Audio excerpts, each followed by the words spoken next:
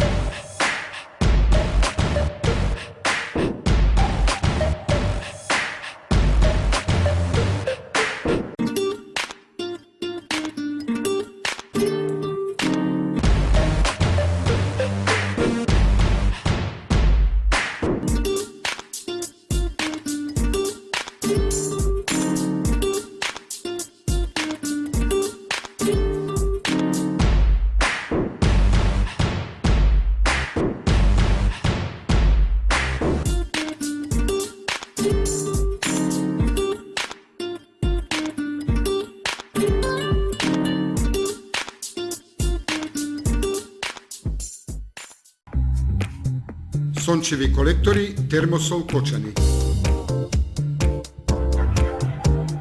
20-годишното искуство и стручност на инженер Никола Соколов, вградени во сончеви колектори, ви гарантираат сигурна заштита и благодет во домот. Зошто да плаќате скапа струја? Вградете Термосол систем за загревање на водата од сонцето и уживајте преку целата година. Сончевите колектори се најисплатливата инвестиција на секое семејство, а Термосол е единствената фирма која ви дава техничко упатство и гарантен лист.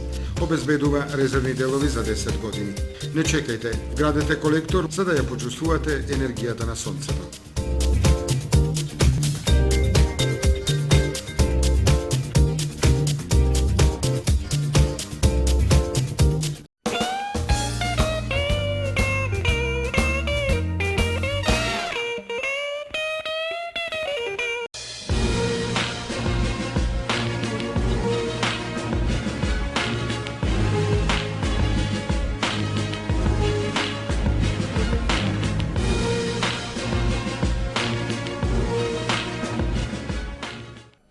Од норма до пракса е анализата на проектот кој го реализира Општината и Комисијата за еднакви можности.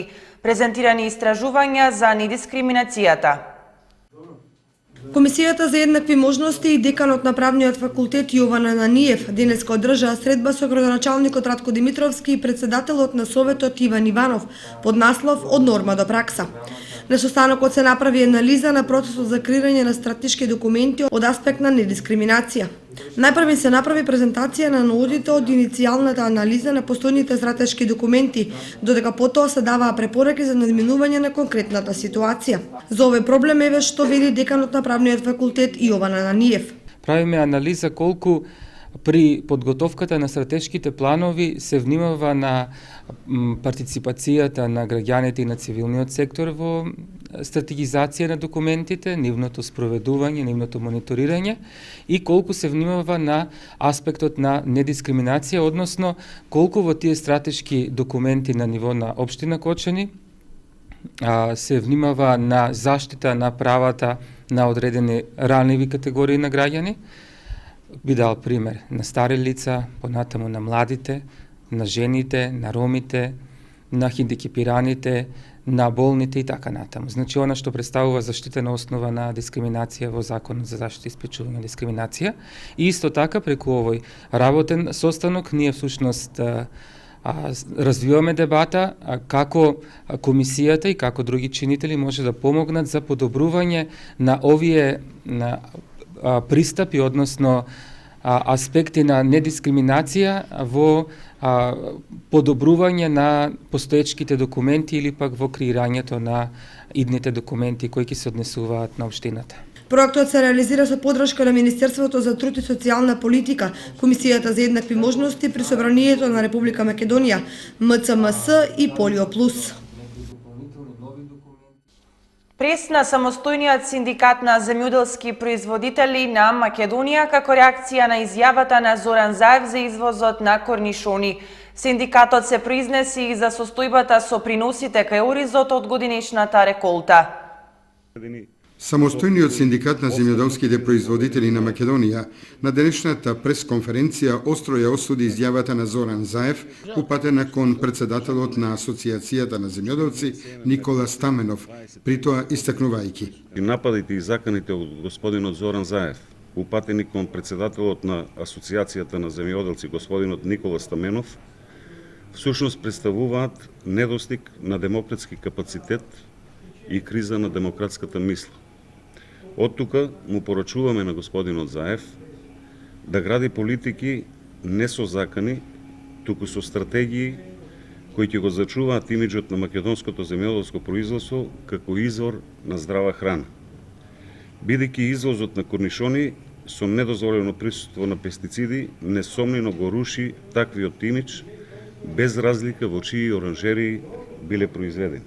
Подкрепа на сето ова, денови можеме да најдеме и во мислењата на повеќе стручни лица кои се занимаваат од оваа област и се разбира дека целта на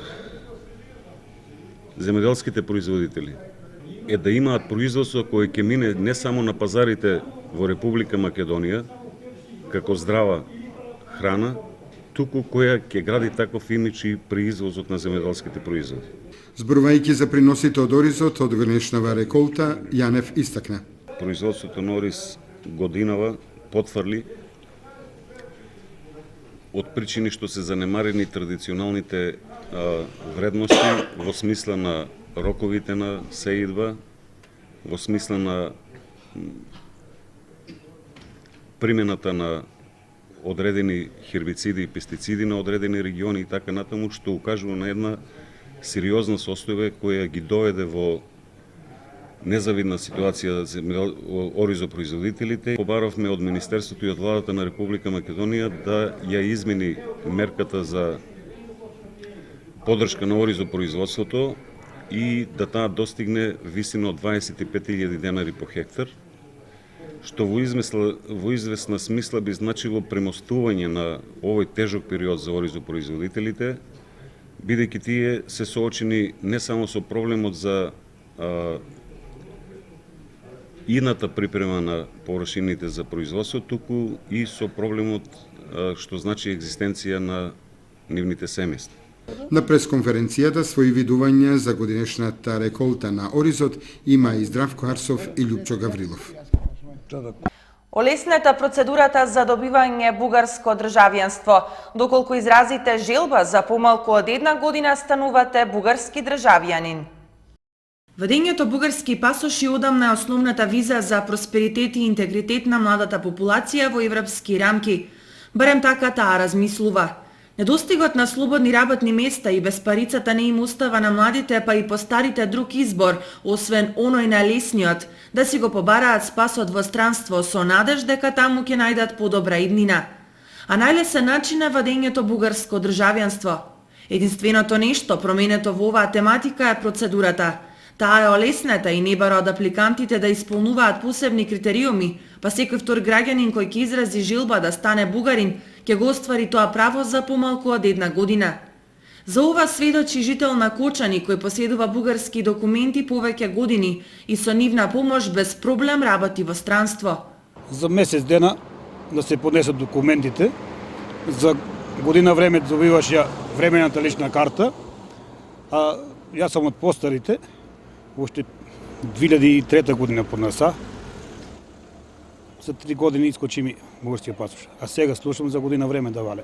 Аплицираш, сега дори по најновото имат во амбасадата у Скопје, не мора да се оди за Софија.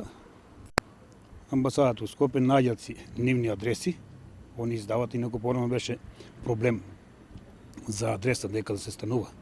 Изима бугарите по 50 до 100 евра дека земе адресата. А сега тука наѓаат они адреса, која е целта, дали е некоја политика, што е, а најверојатно политика е, додека нашите не беа признаени, со него искачаа. Сега со нашите искача. Не ми треба виза. Ја го извади пасошот ради тоа што мене ми треба кола, патува често пати во странство и ми требаше зелен картон. Зелениот картон беше 380 евра тоа време за да се извади за 1 година, а таму беше регистрацијата на колата 100 евра со зелен картон за сите држави, со регистрација. И колите беа многу поевтини. Таму него тука. Кога ќе се погледне години наназад, овој тренд на миграција со помош на бугарските пасоши започна уште многу одамна, а од година в година се повеќе се проширува со уште поголеми тенденции. Разликата е во тоа што од пред некоја година никој не смееше јавно да се декларира како бугарин, но сега секој се сместува себе си онаму каде што смета дека припаѓа. Според најновите статистики, Кочани е меѓу првите градови од истокот, после Македонска Каменица и Виница, кои имаат најголем број селеници во странство. Возрастна граница не постои, затоа што секој кој е полнолетен може да добие странски документи. Само во 2012 година од државата 8334 лица го промениле своето место на живење. Половина од нив на дворечните миграции ги оствариле со помош на бугарски документи.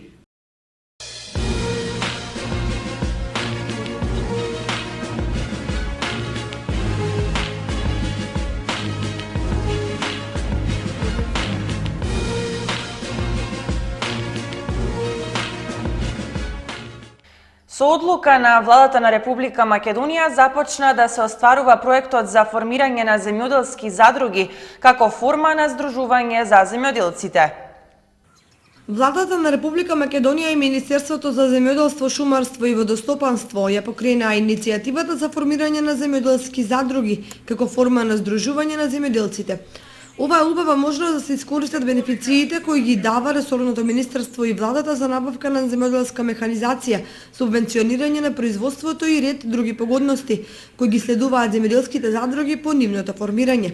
Земјоделците за задругарството и воопште на Кочани покажаа интерес за што формираат 2 задруги на теренот. Од минатата година се преземаат сите можни чекори да се воведе на ваква пракса кај земјоделците да ги стимулираме да се здружуваат и на некој начин да бидат влијателен фактор во средината.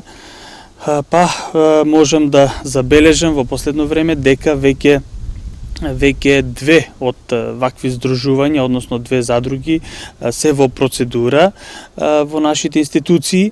Уште 2 веќе имаат најавување дека ќе почнат ваква една иницијатива и тоа е влева надеж дека ќе продолжи ваквиот тренд за да понатаму си ги остваруваат односно со здружени сили си ги остваруваат своите права во средината и на некој начин од друга страна пак значи министерството презема повеќе чекори за да ги стимулира со тоа што во сите наши програми имаат поголеми бенефиции. Најмногу им остава печаток тоа што голем е процентот на кофинансирањето во делот на механизацијата која што се аплицира, а исто така и поголеми субвенции со 20%, имаат и поголеми субвенции во другата програма. Една од задругите е формирана во селото Горни Подлог, другата е во со седиште во Облешево и наредните две веќе исто така очекуваме во општината Чишина во Облешево да биде и четврта пак исто во општина Кочани, значи на некој начин на ова подрачје веќе тргнува ова значи така да речеме здружување на некој начин за другарството во нашиот регион.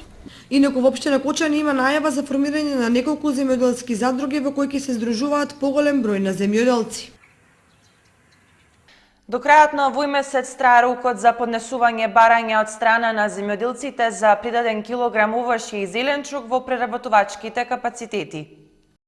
До крајот на овој месец трае рокот за поднесување барања од страна на земјоделците за предаден килограм овошје и зеленчук во преработувачките капацитети. Земјоделците треба само да достават белешки за предадените количини овошје и зеленчук. Полека навлегуваме на самиот крај од реализација на програмите. Овде е и програмата за субвенционирање, каде што се реализират веќе последните мерки, односно тоа се предадените количини во преработувачките капацитети, односно се однесува за зеленчук и за овошје. Значи, ваквите мерки во нашиот регион не се толку многу застапени, но колку се толку се, на некој начин или треба да бидат добро дојдени за земјоделците. Најмногу од нив е застапена пиперката, од градинарството, од овоштарството имаме нешто повеќе застапеност на вишната, нешто на диња имаме. Така да сите овие земјоделци веќе започнавме, ги повикувам да си пристапат кон остварување на ова право, оваа мерка, која што со потребните документи да си пристапат кон во самата агенција за финансиска подршка, каде што имаме наши вработени и ги примаат истите вакви потврди кои што се заверени во регистрираните предпријатија за ваквата намена. И значи не се многу потребни документи, таму се примаат документите со оваа апликација, со потребните овие, значи како што реков, самата потврда и образецот кој што го имаме, нашиот образец се пополнува, така да не се прибираат кој знае колку документи за да представува некоја тешкотија. Оваа мерка е до 30.11 и затоа нели времето изодува, ги повикувам да си пристапат и си го остварат своето право. Ке јадеме здрави декларирани сувомесни производи. Нема веќе страф ни во месарниците, ни кај купувачите. Месната индустрија се става под целосна контрола на Агенцијата за храна и ветеринарство. На амбалажите на саламите, шунките или конзервираните производи ќе мора да стои колкав процент на месо содржат. Овој податок мора да биде наведен во декларациите, а тие ќе се прават по урнек што веќе го подготвува Агенцијата за храна и ветеринарство. Само според овие стандарди ќе може да се продаваат месни производи на граѓаните. Месарниците од Кочани се согласуваат со одлуката дека потрошувачите мораат да знаат што јадат и какво месо конзумираат. Тие велат дека декларациите се основа на комуникацијата со нив и дека на тој начин се гради доверба кај граѓаните за купување на нивните производи. Од истакнатите кои ги затековме, речиси немаше домашни производи од месо на чија амбалажа пишуваше колку месо има во нив, но тоа според производителите и продавачите ќе се смени во најбрз можен период, откако ќе се донесат тие декларации кои ќе мора да ги применуваат сите месарници. На повеќето од нив стои дека содржат свинско месо од прва и втора категорија, но не и во колкав процент е застапено.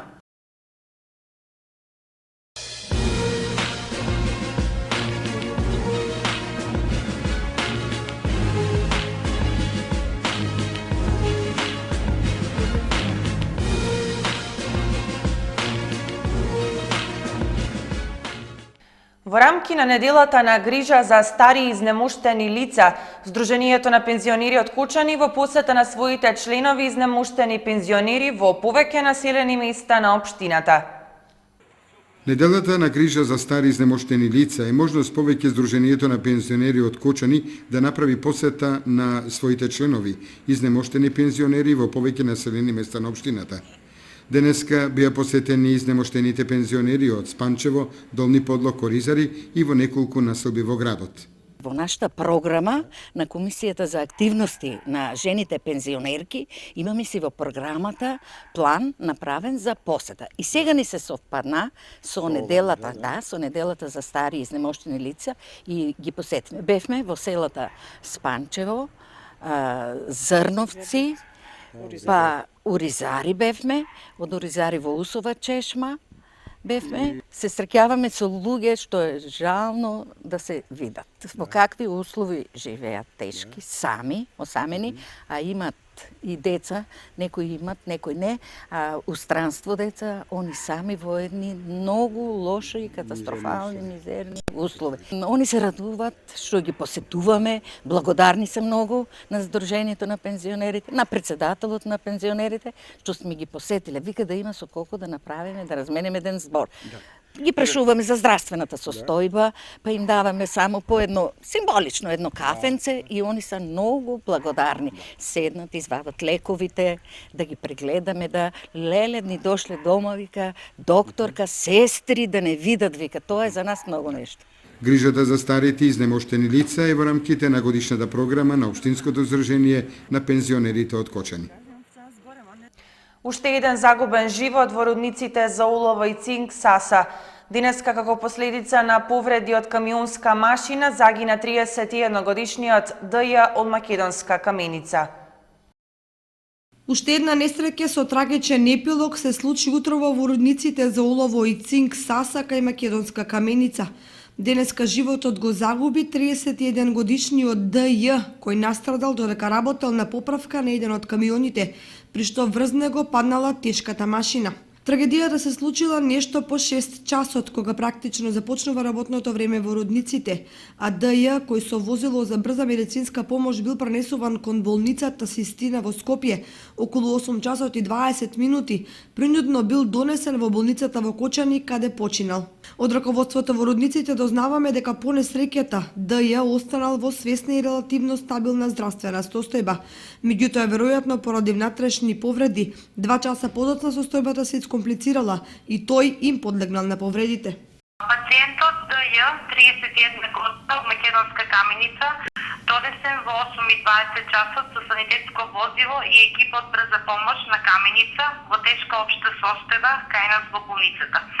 Итно извршена реанимација од екипа на анестезиолози, хирург во операционата сала.